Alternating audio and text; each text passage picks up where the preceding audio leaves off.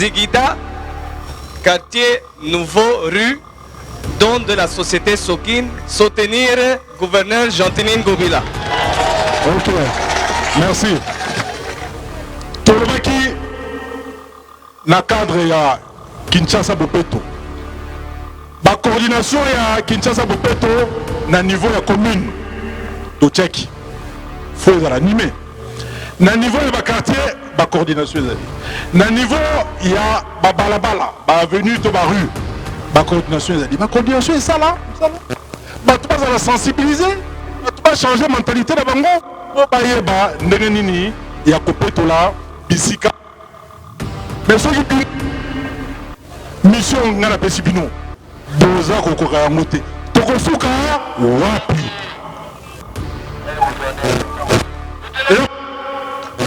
tokosuka wapi Wenze, monsieur le bourgmestre, maman administratrice Wenze et baby bonduka ma partenaire wa bien oyo bakoyi kotomela biso Wenze ya kitoko. Alors monsieur le bourgmestre, attention, attention à... Voilà.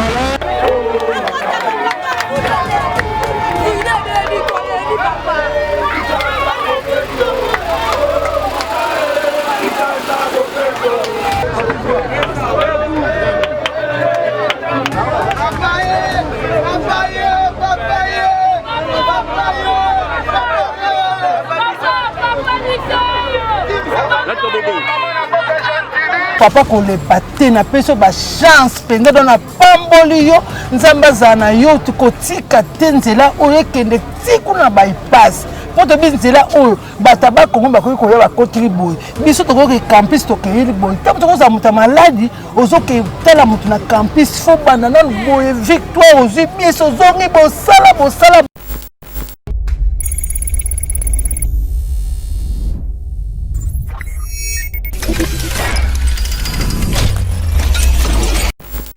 Mingi na balandinyo so balandaka Yeba TV de partout dans le monde bipa yuapi vraiment bozwa kabiso na kati émission na bino ya politique oui mais la cabine toujours ba actualité politique ya République démocratique du Congo lelo vraiment Yeba TV nezalaka toujours sur terrain du jour le jour to kiteli bino na prince Elengesa oyo vraiment eza makadam moko ezali ko kabola ba commune ebele ko landisa mana commune ya Kalamu commune ya Ngiringiri commune ya Makala Bumbu en tout cas Elengesa selon ba source balobi vraiment depuis l'indépendance ndela o ezalaki ya kobeba bande ko belé basilaki bongo na kotika yango ezala bongo inachevé kasi lelo grâce ya gouverneur de la ville province de Kinshasa Jean-Tinin Ngobila ba travaux et salemi na Elengesa yango Yeba TV lokola zalaka toujours prête pour vous donner des informations réelles et puis ba information ya solo to kitaki awa poto tala ba avancement ya ba travaux na route Elengesa to yeba ndenge nini ba makambo e koleka na ngambu oyo ensemble na Yeba TV ndenge toloba toujours tolanda to yeba qu'est-ce qui va se passer maman ato ko yeba toza wapi nga azana makala le destin na makala le destin oza natif ya awa to ya koya to ko yeba te awa na ya koya na kilibana le awa nga azana na chango to na ya ko kutango donc izaki kaka ya bien te ale yako baksa masu ya ko kufa susu ya bien awa nyoso ko banda na presse pa esuka kuna ti côté ezalaki fulu na fulu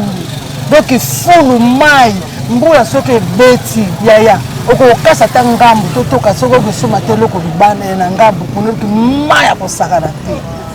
mais siko bana siko banzele babani kosala en tout cas te kitoko makasi ya solo message na kokopesa ni na bakonza mboka na biso en tout cas na pesa message na pesa longona nanu penza na gouvernement oyo penza ya sika beto ya Fati Beton pesus na gouverneur na biso oyo batie siko papa Jean-Tinin Ngobila mama longona bana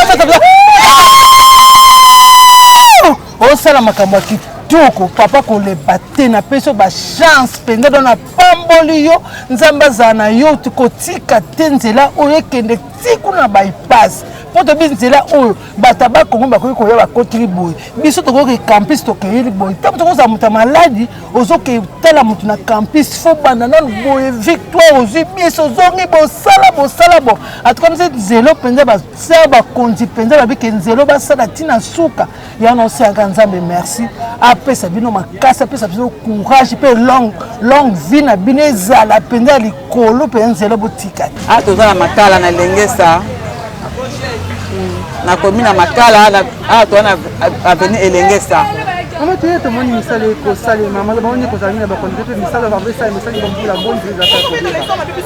ngai na botami awa na botami penza awa donc tina ko ça 60 ans donc prince a évité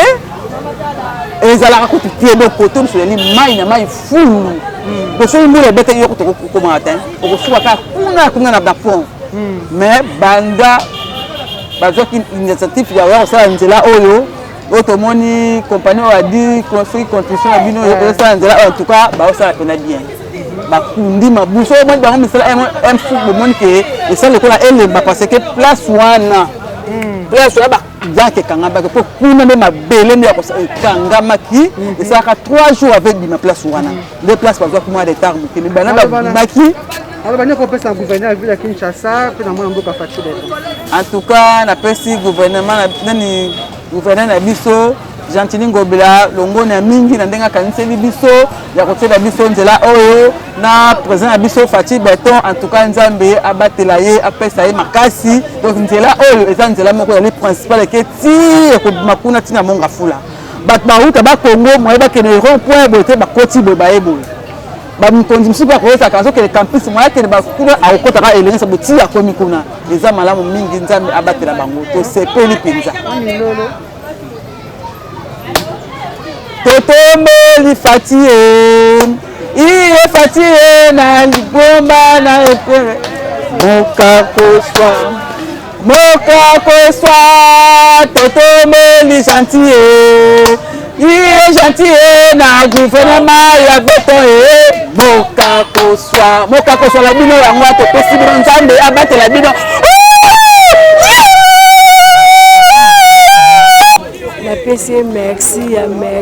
Merci. Bon, Nzamba vacciné au Ezangaki. A Fongo, la bafok, tu me suis pour avoir aussi cette lengesa.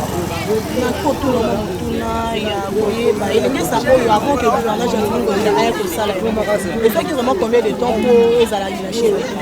Bon, Banda Bobuto, Bayara Kaka, Bazuba Mezi, Bakei, Bazuba Mezi, Bakei. Donc, espoir est là quitté. Bata kimbangiso lokola bafinga papa simo kimbanga lakela nzelo mabe mais biso totieka ke like ke un jour elenge se kolata beauté yango pe to moni lelo e komo changer couleur ese bayele apesa ye balinga malamu balingo nyoso ya mabe bazoko ndinate a protéger na pouvoir na ye donc nzamba épargner basa la musique na ye po to na posa ya changement na kata mboka la biso nakala na vanda na makala na koma na ngeli mais nazana esengo makasi penza ndenge makala ekoti prince po tondimaki te kolimo ke makala ekokota prince parce que bazango bongisa makala ekokota prince mais bazali kokokisa te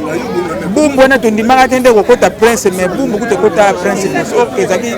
elengesa nde esalama mais na nsima elengesa nde ezalaki bumbu mais basala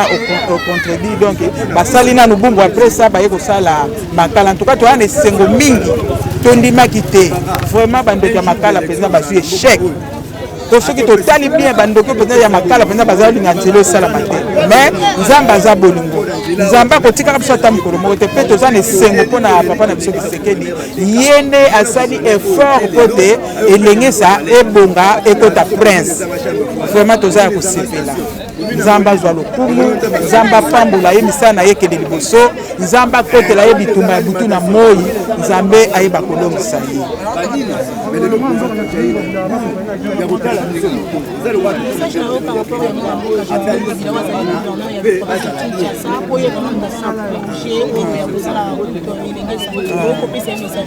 bon message napesi ye mpenza nzambe mpe apambola ye apambola libota na ye parce que soki mpe ye te toyebaki te nde elengisa kokota prince mais na nzela na ye prince ekoti po na befort na ye na nzambe elongo prince ekoti na makala vraiment nzambe apambola ye elongo na libota na ye nzambe atika ye te anuna simba mpenza nzete akoma mobange Gentini Ngobila ebongi tozala na moi éveil patriotique moto soki abwaki bolandi mama zwa oyo obwaki kende na yango mais biso na kisa sawa moto soki ye abwakeli yo photosalité liboso ya lopango yo moko mpo ye obakisi moto aye na mbindo na balabala na bino ya dima ya plateau ya marché abwaki boza kotala ye lokola boza bapaya lokola boza bakolo mbuka te ebongi bolandela ye olobi en tout cas ye ya boye te Mbote Kinshasa Mbote. Excellence, Monsieur le Gouverneur, promis, le 2 juin, les travaux de l'avenue commencent. Zigida, quartier Nouveau Rue, don de la société Sokin, soutenir gouverneur Gentini Ngobila. Ok, merci. Tolobaki na cadre ya Kinshasa Bopeto. La coordination ya Kinshasa Bopeto na niveau ya commune de Tchèque. Il faut les animer. Na niveau ya quartier, la coordination ezali. Na niveau ya balabala, ba avenue to ba rue, la coordination ezali. La coordination est ça là, ba tu vas la sensibiliser, ba tu vas changer mentalité na bango. Bo ba yeba ndenge nini ya Kopeto la bisika. Mais soki mission ngana pesi bino. Boza kokoka yango te tokosuka wapi commune ya Makala ezaka liboso babele elengesa te zaka babala kasabubu OK après kosala elengesa na ba 80 na ba 81 82 ayo ko diviser Makala en 4 communes ngiringi ezaki commune ya Makala bureau communal yango ezakula liboso tala biso premier étage na commune na biso Makala yango. Oh, étage haut. Ah. OK. Premier étage. Commune Mobimba pe yango.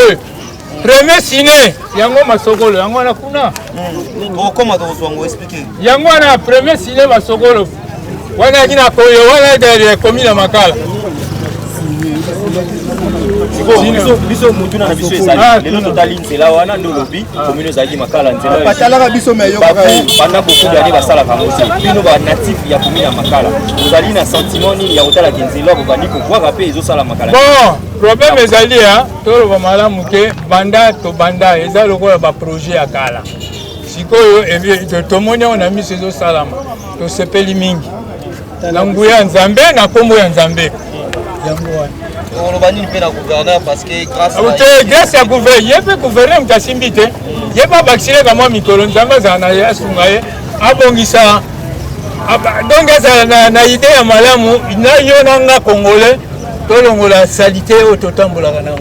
po tobongisa mboka na biso. Naza na Zigida awa place ya Tipka awa nasani na sepeli makasi komona bino kwa boye osupe courage ya kofilme biso papa Gentini Ngobila mwana mboka akokipe kobongisa biso wenze mpona biso baimboka sepeli makasi ekozala mabe te mpona ndenge bazotekela awa neti awa eza libanda neti awa eza libanda baboyaka banda kala mpona koteka place oyo ndenge batekaka awa ezalaka bien te soki ana bakozala so moyen kozala bakotisa bango ata na kati kuna bakotisa bango na kati kuna bakoma koteka na kati kuna awawa soki ana kolongola bango ekozala bien so bakonzi bazwi dispension wana mpona ngai nalobaka yango bananga classe kaka awa sokakozela kobenga na biso ntango tolo bakeba ya kobongisela biso ezaki baya kosala neti na wenza nani ya nini ya zandu te oyo zandu ezalaki oyo bokende tozobongisela bino babimisi bango nyonso bakei tokosufrir wana eza kolele mboka nalini na crise babongisela biso ndambu ti na ndenge bakomesa ayaka awa lobi ke ozofuta mboka ya bino mbongo 500 fois eza ebele ifo oteka na condition ya malamu na bapotopoto bozisali te mai oyo eza mokusa sokonya ntango na makolo na ndambo olala te mokusa mbeka kolakisa mai ya moto mungwa oke olala fuba bokisala tofuta tike na biso tofutaka salongo me totekaka bamoke condition ete bato bakoteka baproduit kondo eza na bien na nini basemo endere boye kondo ekwei na mai omoki ezaka maladi eza bien te bisika bazokela biloko ya kolia efuka babokisela biso solution ndeka yango sikoyo mama mokonzi ya mboka gouverneur de la ville province ya Kinshasa azwi mokano ya kopekisa bayebaso bakoteka na balabala batika na koteka po kala mingi te bakomonisela bino wenze oyo ya tika soki abamela biso tosamboye me ye me abuka biso abuka atokende na kati totika prince tokende na kati totika prince tokende na kati mayo mikrobi masuba tokemba sombula beti toimoezala te mayo tonaka plein mais muna mbongo tamukula beti mbongo chaque jour batike basalongo takabula pele tokemba makasi asuka biso pele tokaka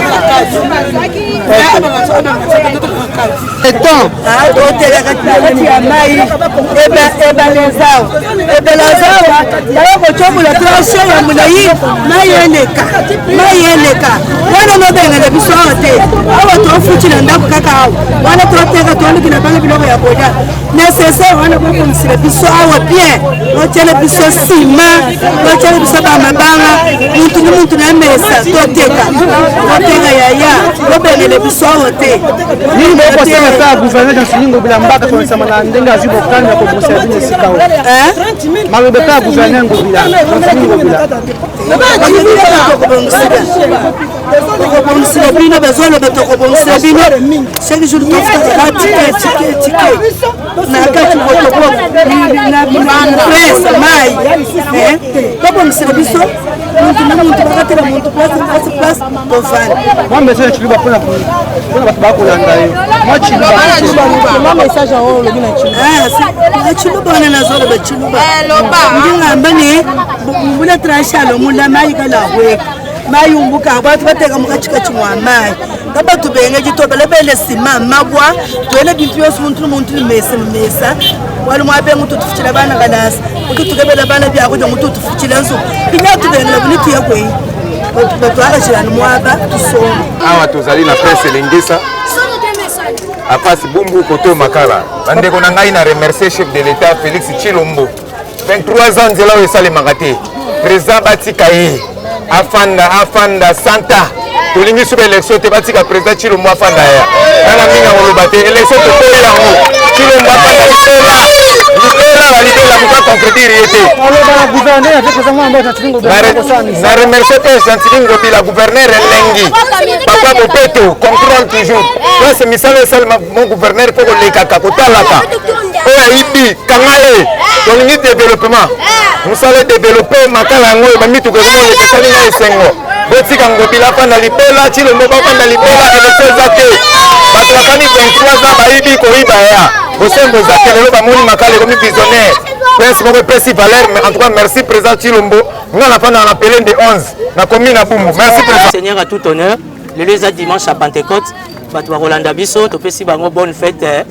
ya nini ya Pentecôte lelo eza dimanche bomonaki dimanche passé pardon tokendaki kovisiter ville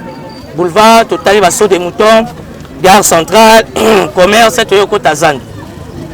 ngai nalingi kozala te analyste politique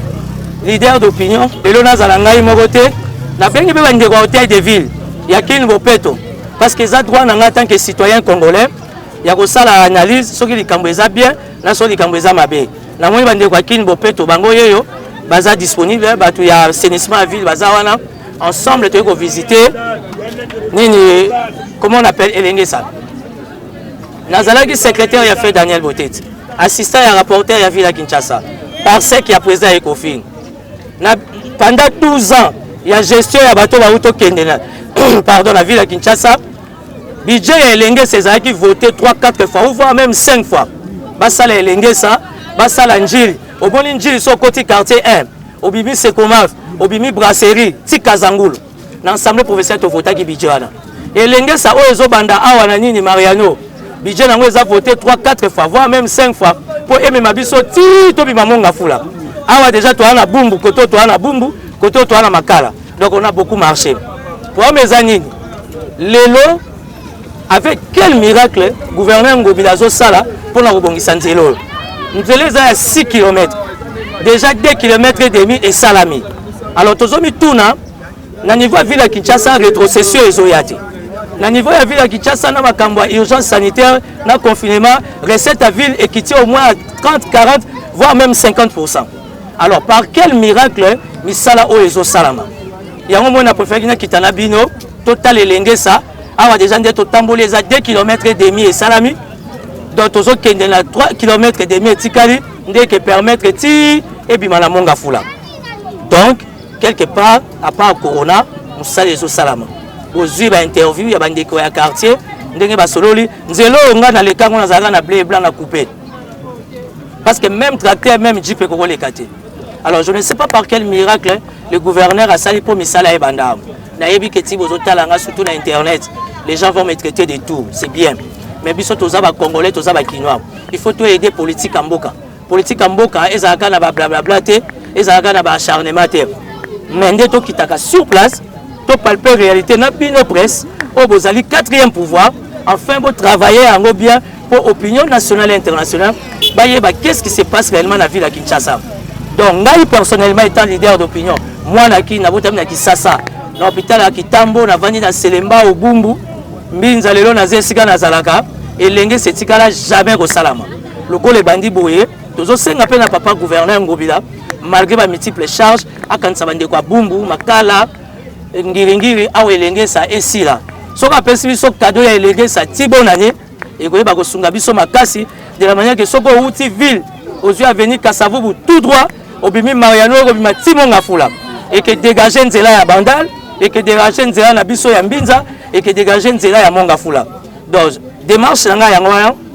en tant que leader d'opinion je vous ai invité que vous et moi nous venons constater les dimanches passés nous étions ensemble vous et moi à la Gombe dans le cadre du confinement visiter les marchés centrales. J'ai eu l'information auprès du gouverneur marché central bon monsieur Pesami la société où est construire en haut. Mais moi je vais travaux dans le marché central exact parce qu'il y a les confinements.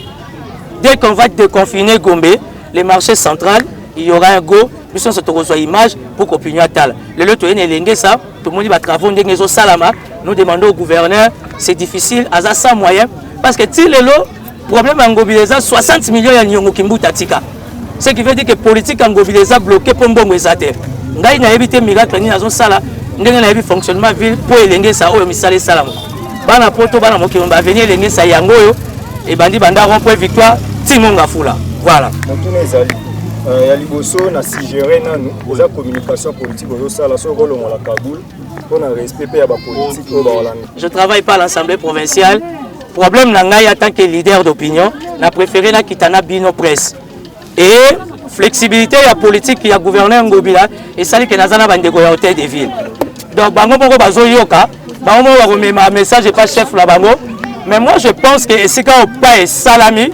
na cadre ya bonne gouvernance, na cadre ya politique moko ya proximité et c'est quand pas et salami, je pense que bandeko il faut tout encourager ngo. Et l'engé c'est salama jamais. Après plus de 15 ans yango ba travaux zo banana elenge ça, to pe sango chance bande côté de vivre même message et pas mon compte Ngobila. Coutinho à 60 millions, sur 60 000. Ce que yo pozo ba par quelle magie. Ozo mo ate on dirait on va essayer mo boy oyo mo mona. Yango wana siko nga na continue na logique na yo. Na pesi confiance na essayer wana. Parce que na niveau assemblée provinciale ça peut na budget eza adopté. Nga na za député té. Ce qui nga attaque leader opinion na za ko inviter bino to visiter misalo ezo saba pour l'intérêt ba kino. On va puis ba député. Ba député à Bumbu Baza, il y a Selemba au Baza. Chargé de communication. La commis chargé de communication hôtel de vérité. Nous avons salangé Moussala pour opinion monake. Ngai Timothée le noir na côté guerre na ba député à Kinshasa. Ngai na côté jamais. Na commis nani muta gentilité na memi bino presse pour que na constater nga moroté. To constater na bino. nzambe paza munene bandeko hôtel de ville bango yeyo bango moko bakomema ya bien nini rapport et pas mokonzi na bango awa objectif eza totuna wapi badepute ya Kinshasa elenge ça fait 15 ans Kimbuta alaki biso Ngobila yeyo abandi yango tozosenga mpe na gouverneur Ngobila apesa bana bumbu bana makala bana selemba ou chance na ndenge nzela oyo ebandi esala nini emema mati na suka mais du fait déjà qu'asali preuve asali pas ça veut dire qu'aza na volonté malgré nyongo 60 millions de dollars Kimbuta atika biso na Kinshasa mais Ngobila aza manager c'est sûr que na ki managerial na ye moko trouver solution biso préoccupation na biso bongo na nzela oyo et nous faisons confiance au gouverneur nous croyons que tu fêter bonne année nzela oyo esili et faciliter population tous à la peine faciliter ya ko visiter ma famille na biso